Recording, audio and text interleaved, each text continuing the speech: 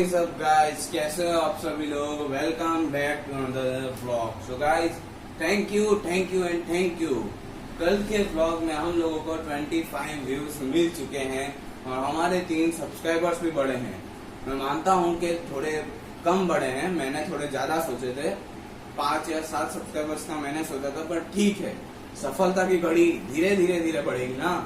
तो ऐसे ही 3 करके बढ़ाते जाइए तो एक दिन हम 3 मिलियन पर पहुंच जाएंगे और उसका पूरा सपोर्ट आपको जाएगा गाइस। ओके, व्यू माहेश्वरी, अगर कोई भी पूछेगा कि तेरी सफलता की कहानी बता, तो मैं पहला जवाब दूंगा कि मेरे fans. Okay, so let's start our blog. So guys, आज के ब्लॉग में हम लोग बोलने वाले हैं एक बहुत ही अच्छा और एक पीसफुल टॉपिक, जिसका नेम है स्टैंडर्ड 10th में पेरेंट्स और स्टूडेंट्स का अनुभव। गाइज, आप लोगों ने हमेशा देखा होगा कि लाइफ में कभी ना कभी हमको खुद को साबित करना पड़ता है कि हाँ, कितना भी बड़ा मुश्किल आ जाए, कुछ भी हो जाए, पर हम इस इंसिडेंट को फेस कर सकते हैं। मुझ में इतनी एबिलिटी है कि मैं इस इंसिडेंट को सेव कर सकता हूँ। ओके, है ना। और एक ऐसा ही इंसिडेंट आता है हमारी स्कूल लाइफ में और स्टूडेंट लाइफ में, स्टैंडर्ड 10th, या मैं 10th स्टैंडर्ड की बात कर रहा हूँ। मैं भी एक 10th का ही स्टूडेंट हूँ। मैं इस साल मेरा भी बोर्ड है, इसलिए मैं एक एक्सपीरियंस स्टूडेंट हूँ। इसलिए मैं आज आप मेरा एक्सपीरियंस और मेरे बाकी फ्रेंड्स और बाकी पूरे कंट्री के लोगों बच्चों का एक्सपीरियंस आपके साथ शेयर करना चाहता हूँ। ओके, सो गाइस, आप लोगों ने देखा होगा कि कोई भी स्टैंडर्ड हो बच्चे का, अब चाहे वो नर्सरी हो या तो कोई बहुत बड़ी एग्जाम हो, कॉलेज में भी हो बच्चा, उसको एग्जाम तो देनी ही पड़ेगी, है ना। आगे पास होने के लिए नर्सरी फर्स्ट वाले को सेकंड में आने के लिए फर्स्ट की एग्जाम पास करनी है ना। वैसे ही 10th वाले को 11th की पढ़ाई करने के लिए 10th पास करना बिल्कुल जरूरी हो जाता है ना। और 10th में पास करना बहुत डिफिकल्ट होता है। क्यों? उसका कारण है कि हमेशा 10th में बच्चा बहुत घबरा हुआ रहता है। अभी तो नहीं, पर जब लास्ट टाइम उसका रहता है ना, मतलब जैसे समझ लो ना आप, फरवरी टू अप्रैल, ये जो 3 महीने, उसमें समझ लो बच्चा बिल्कुल दिमाग से, दिल से, पूरे शरीर में उसके प्रेशर रहता है। सबसे ज्यादा रहता है दिमाग में, है ना। देखो, 2 प्रकार के प्रेशर होते हैं। एक तो फैमिली और कजिन्स का प्रेशर, फैमिली, कजिन्स, हमारे नेबर, जितने भी लोग हैं उनका। और दूसरा मोस्ट डिफिकल्ट 10th की बोर्ड की जो मेन एग्जाम होती है, उसका प्रेशर। ओके, है ना। अब कुछ लोग क्या बोलते हैं 10th के बोर्ड के टाइम, मैं एक्सपीरियंस मेरा बताता हूँ। मैं एक बार बाजार जा रहा था, मुझे मेरे पापा के एक फ्रेंड मिले। वो बोल रहे थे, अरे यू बाजार जा रहा है। मैंने बोला हाँ अंकल, वो थोड़ा सा काम है, पापा ने बुलाया है दुकान पे, तो मैं वहां जा रहा हूँ। मैंने उनको नॉर्मल जवाब दिया कि मतलब कुछ ऐसा गुस्सा में नहीं बोला। उन्होंने बोला तेरा तो इस साल 10th है ना। मैंने बोला हाँ अंकल, इस साल मेरा 10th है। हाँ, और फिर उसके बाद उनने बोला संभाल के बेटा, 10th बहुत मुश्किल होता है, नॉर्मल पढ़ाई मत करना, बिल्कुल सीरियस लेना। और उस टाइम मुझे लगा कि 10th क्या है। मेरे को सही में उस टाइम मैं बता नहीं सकता, मेरे को मन ही मन ऐसा लग रहा था कि यार क्या हो रहा है, लोग इतना बच्चों पे क्यों प्रेशर डालते हैं। मैं हर एक आदमी को बोलता हूँ, हर फैमिली मेंबर को बोलता हूँ मेरे, मैं ऐसा शर्म नहीं करता हूँ कि दादा है कि कोई मेरी दादी है, मेरे पापा मम्मी भी बोलेंगे ना, तो मैं उनको भी यही बोलूंगा कि आप मुझ पे प्रेशर मत डालो, मैं मेरे हिसाब से सब करूंगा। अगर आपको भरोसा है तो बस आप रहना, और भरोसा नहीं है तो आप प्रेशर डालो मुझे। वैसे ये तो मैं भी जानता हूँ कि मेरे मम्मी पापा को मुझ पर पूरा भरोसा है। उन्होंने कभी भी मुझे यूं नहीं बोला कि तू यहाँ पर कुछ कर ही नहीं सकता, तो पास ही नहीं हो पाएगा। उनने कभी मेरे को यूं नहीं बोला कि तेरा कुछ नहीं होने वाला युग, हमेशा यही बोला कि तू कोशिश करता रह, कोशिश करेगा ना तो तेरी लाइफ सेट हो जाएगी। समझी, समझा। उसके बाद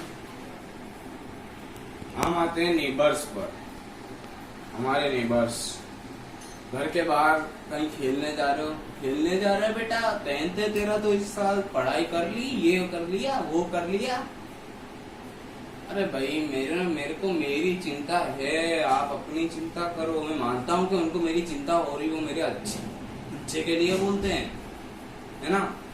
पर ये क्या भाई इतना ओवर रिएक्ट करना है, ये कौन सा, देखो ऐसे बढ़ेंगे वो है, अच्छे से पढ़ाई करना, 10th पास करना, कोई बच्चों का खेल नहीं है। मैंने बोला उनका बच्चों का खेल नहीं है तो आपने कैसे पास कर दिया,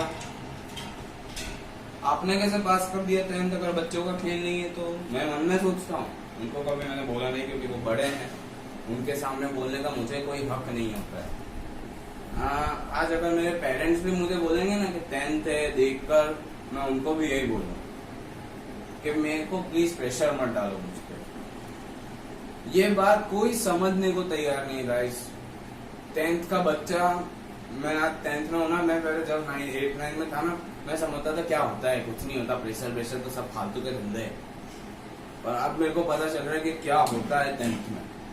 हर तरफ से, राइट से, लेफ्ट से, आगे से, पीछे से, हर तरफ से बच्चे के दिमाग पर दबाव डाला जाता है और उस दबाव में आकर वो बच्चा बेचारा फेल हो जाता है। फिर सब लोग उसको ही कोसेंगे कि तूने पढ़ाई नहीं की। अब भले उस बच्चे ने 10-10 घंटे बैठकर उस सब्जेक्ट को इतना अच्छा कर दिया कि कोई क्वेश्चन आ जाए मैथ्स का मैं सॉल्व करके दूंगा, पर उस प्रेशर ने, उस दबाव ने उसको पूरा खत्म कर दिया। अंदर की जो आत्मा होती है ना वो मर जाती है गाइस, है ना। जब पता चलता है कि इनको मेरे पर डाउट है कि मैं पास हो पाऊंगा कि नहीं हो पाऊंगा, है ना। इसीलिए अब एक स्टूडेंट का अनुभव बोलता हूँ, अरे सॉरी स्टूडेंट का तो मैंने बोल दिया, अब मैं पेरेंट्स का अनुभव बोलता हूँ। देखो गाइस, दुनिया में कोई भी ऐसा व्यक्ति नहीं पैदा हुआ है जो मैं किसी को पोस्ट नहीं रहा हूँ, मैं सिर्फ ऐसे जनरल बोल रहा हूँ कि किसी का कोई बुरा माने। हाँ होते हैं कुछ लोग होते हैं जो किसी का बुरा मानते ही हैं, यूं ही सोचते हैं कि इसका तो कुछ होना ही नहीं चाहिए, तो खत्म, फेल हो जाए तो चलेगा, नहीं कुछ नहीं रहेगा, ये कुछ नहीं कर पाएगा जिंदगी में। पर गाइस ऐसे हमारी धरती पर ऐसे बहुत से अजूबे आए हैं जो जिसके लिए हम सोचते थे कि ये क्या कर देगा, हैं, जिसने जिंदगी में मच्छर नहीं मारा वो क्या कर देगा। पर आइंस्टाइन जिंदगी में एक मक्खी नहीं मारी होगी उस आदमी ने, पर अब देखो दुनिया भर में प्रसिद्ध है साइंटिस्ट और आइंस्टाइन जैसा। अरे न्यूटन को ही ले लो, क्या करा, 3 लॉ ऑफ मोशन देके खुद मोशन चले गए, खुद मोशन में उड़ते उड़ते चले गए। पर आज उनके लॉ ऑफ मोशन के कारण ही हम स्पेस में जा सकते हैं। अगर उनका लॉ ऑफ मोशन नहीं होता ना, 3rd लॉ ऑफ मोशन, तो हम स्पेस में कभी नहीं जा पाते। गैलीलियो गैलीली को ले लो, जेल जाकर आगे अपने एक्सपेरिमेंट को साबित करने के लिए वो जेल तक में चले गए थे। मैंने उनकी बायोग्राफी जब देखी ना, मुझे आंसू आ गए थे गाइस कि इतना बड़ा साइंटिस्ट जेल में जाकर आ गया। जब पूरी दुनिया को पता चला था ना, है कि वो जेल में गए, जब तहलका मच गया था यूरोप में, मतलब बिल्कुल तबाही हो गई थी यूरोप में कि कैसे डाला तुमने जेल में उनको। यूरोप की पब्लिक इतना विरोध कर रही थी पर गवर्नमेंट ने नहीं माना, और बाद में पब्लिक ने डेमोन्स्ट्रेशन शुरू कर दिया, हड़तालें करना शुरू कर दी, जब गवर्नमेंट को उनको ना चाहते हुए भी छोड़ना पड़ा। माइकल जैक्सन नाम तो आप सभी ने सुना हो, पॉप अप डांसर, है ना। उसका डांस देखने के लिए लोग कम से कम 2-2 लाख रुपया खर्चा करके अपने घर से आते थे सिर्फ 2 घंटे के डांस के लिए। पर वो इतना अच्छा डांस करता था, उसका मून वॉक, लाइफ में उसने जो मून वॉक करा है वो कोई नहीं कर सकता है ना।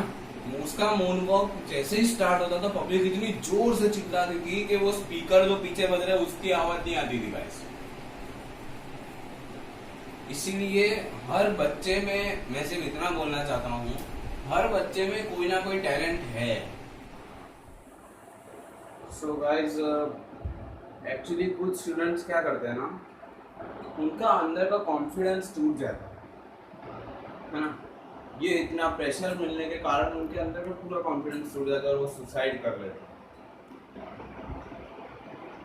उन बच्चों को सही में मुझे बहुत दुख होता है। मैं जब भी सुनता हूँ ना कि इस बच्चे ने सुसाइड कर लिया, सुसाइड का कारण माता पिता का जो प्रेशर आया उस पर, उसके कारण फेल हो गया और सुसाइड कर दिया।